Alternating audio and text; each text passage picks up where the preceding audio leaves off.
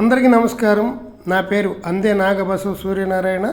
పురాణ అమృతం ఛానల్ నుండి మాట్లాడుతున్నానండి. ఇది అద్భుతమైనటువంటి ఘాటి. ఇలా ఘాటీలో ప్రయాణం చేయటం అంటే చాలా ఆహ్లాదకరంగా ఉంటుంది. చుట్టూ పచ్చని చెట్లు, అడవుల్లాంటి ప్రాంతంలో వంపులుగా పాము మెలికలు తిరుగుతూ ఉన్నటువంటి పెద్ద రోడ్డు, ఇవంతా కూడా ప్రయాణం చేస్తుంటే ఎంతో ఆహ్లాదకరంగా ఉంటుంది. ప్రకృతి ప్రేమించేటువంటి వారికి ఈ వీడియో తప్పనిసరిగా నచ్చుతుంది. ఈ వీడియో చివరి వరకు చూడండి, చాలా అద్భుతంగా ఉంటుంది. మీరు ఎప్పుడూ పొందని ఆనందాన్ని పొందుతూ ఉంటారు. ఇంతకీ ఈ ఘాటి ఎక్కడనుకున్నారు? వైజాగ్ నుండి అరకు వెళ్ళేటువంటి ఘాటి.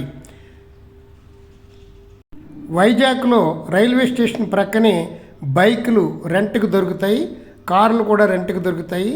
చాలామంది బైక్ రెంట్కి తీసుకుని ఈ రోడ్డుని ఎంజాయ్ చేస్తూ అరకు వెళ్ళి ఒకరోజు 2 రోజులు అరకులో గడిపి మరలా వెనక్కి వస్తూ ఉంటారు.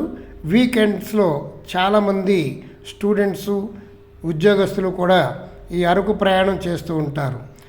చూడండి, ఎంతో ఆహ్లాదకరంగా ఉన్నటువంటి ఈ అద్భుతమైనటువంటి ఘాటీని మీ అందరికీ చూపించాలనేటువంటి ఉద్దేశంతో ఇది వీడియో తీయటం జరిగింది. ఆకాశాన్ని అంటుకునేటువంటి కొండలు, పచ్చని చెట్లు, అద్భుతమైనటువంటి ఆహ్లాదకరమైనటువంటి వాతావరణంలో అనేక మెలికలతో ఎంతో ఆనందాన్ని, ఉత్సాహాన్ని కలిగించేటువంటి ఘాట్ రోడ్ ఇది. ఇదిగోండి, మనకి దూరంగా కనబడుతుంది, అదే దాన్ని షూటింగ్ స్పాట్ అంటారు. అక్కడే చాలా సినిమాలు షూటింగ్ తీయటం జరిగింది.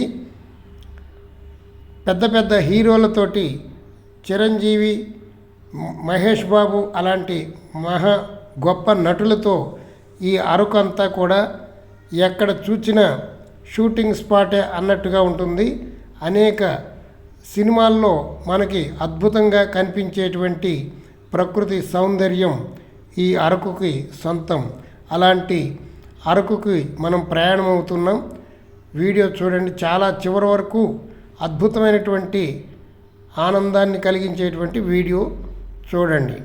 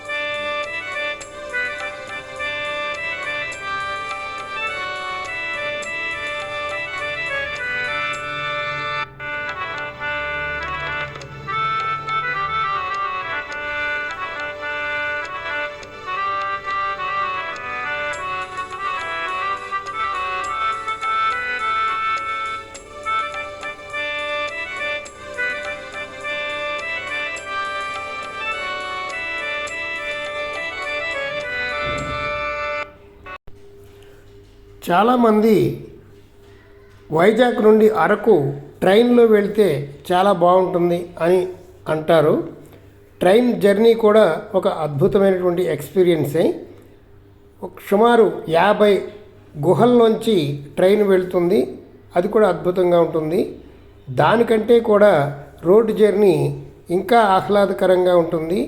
అనేక టర్నింగులతోటి, పెద్ద పెద్ద లోయలతోటి, చాలా హైట్కి సుమారు 3000 మీటర్ల ఎత్తులోకి వెళ్ళి అక్కడి నుంచి జర్నీ చేస్తున్నటువంటి ఫీలింగ్ మనకుంటుంది. మధ్యాహ్నం 1 గంట సమయంలో కూడా ఇక్కడ చాలా చల్లగా ఉంటుంది. అందుకని ఇంత హైయెస్ట్ ప్లేస్లో మనం ప్రయాణం చేస్తుంటే మనసుకి ఎంతో ఆహ్లాదకరంగా ఉంటుంది.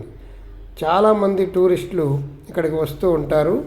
ఇది ఈ ఏరియాని అనంతగిరి అనేటువంటి ప్రాంతం. ఇది ఇక్కడ అనంతగిరి అనేటువంటి గ్రామం ఉంది. ఈ చుట్టుపక్కల ప్రాంతాల్లో ఈ అనంతగిరి చాలా హైయెస్ట్ ప్లేస్ అని మనకి తెలియజేస్తున్నారు. ఇదే అనంతగిరి. ఇక్కడ కూడా బస చేయడానికి లాడ్జెస్ ఉంటాయి, అనేక యాక్టివిటీస్ ఉంటాయి. ఇక్కడే ఒక జలపాతం కూడా ఉంది. ఈ అనంతగిరి టౌన్లో ఇక్కడ పోలీస్ స్టేషన్ కూడా ఉంది. ఒక మాదిరి టౌన్ ఇది. చాలా ఆహ్లాదకరంగా ఉంటుంది.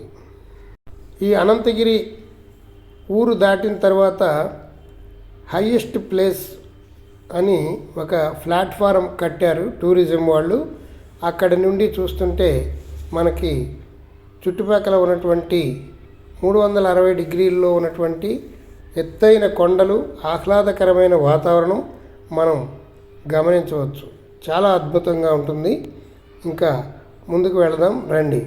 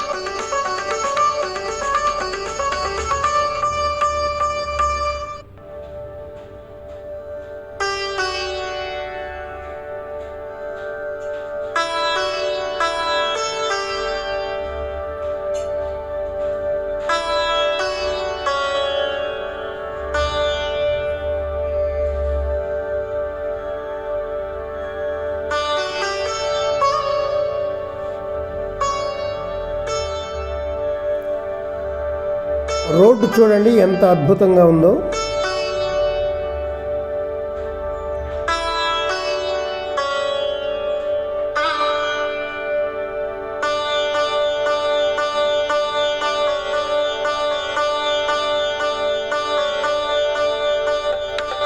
ఇక్కడ చూడండి పచ్చని చెట్లు, పెద్ద పెద్ద చెట్లు, సిల్వర్ చెట్లు అంటారు వీటిని. అగ్గిపుల్లలు తయారు చేయడానికి ఉపయోగిస్తారు.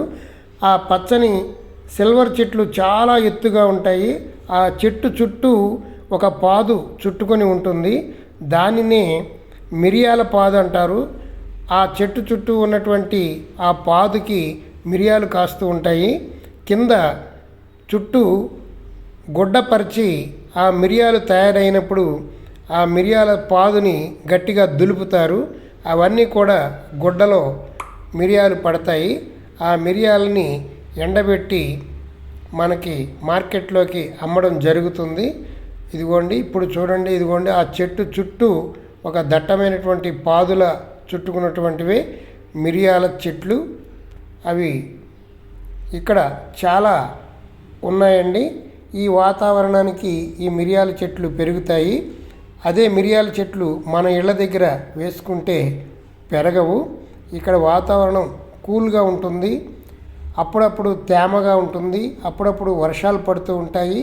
వేసవికాలంలో కూడా వర్షాలు పడటంతో ఇక్కడ వాతావరణం చాలా చల్లగా ఉండటం వల్ల ఈ మిరియాల చెట్లు పెరగడానికి అవకాశం ఎక్కువగా ఉంటుంది.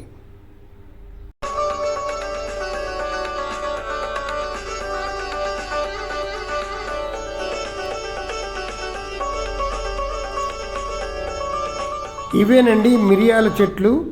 మీరు కనిపిస్తూ ఉన్నాయి చూడండి, చెట్టు చుట్టూ దట్టమైనటువంటి పాదులా చుట్టుకున్నవి అవే మిరియాల చెట్లు. ఈ చెట్టు చుట్టూ గుడ్డపరిచి మిరియాలు సేకరిస్తారు. ఆ మిరియాలు మనకి మార్కెట్లో దొరుకుతూ ఉంటాయి.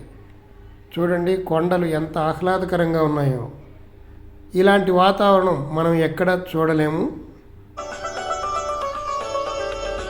ఆకాశాన్ని అంటుకునేటువంటి కొండలు.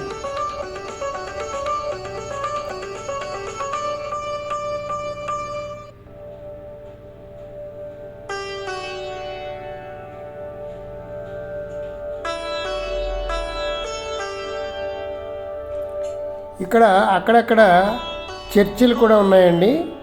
ఇదిగోండి, ఇప్పుడు మనం ఒక చర్చిని కూడా చూడబోతున్నాం.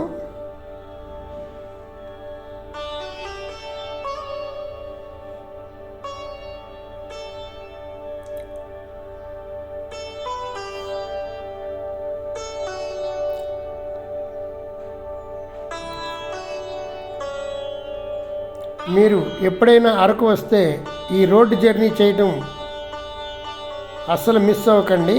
మంచి ఎక్స్పీరియన్స్ మీకు అందుతుంది. జీవితంలో మరుపురాని ఎక్స్పీరియన్స్ మీరు పొందుతారు.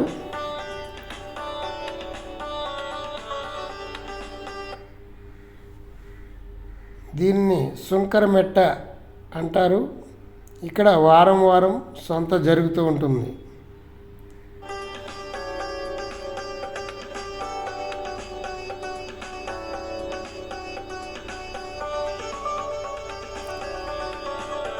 ఇదిగోండి, ఇక్కడే గవర్నమెంట్ వారు ఒక కొత్త ప్రాజెక్ట్ కడుతున్నారు. ఈ చుట్టుపక్కల ఉన్న ఏరియా అంతా కూడా చాలా ఆహ్లాదకరంగా ఉండటంతో ఇక్కడ ఏవో కొత్తగా నిర్మిస్తూ ఉన్నారు. టూరిజం శాఖ వారు ఇవి నిర్మిస్తున్నట్లుగా మనకి సమాచారం.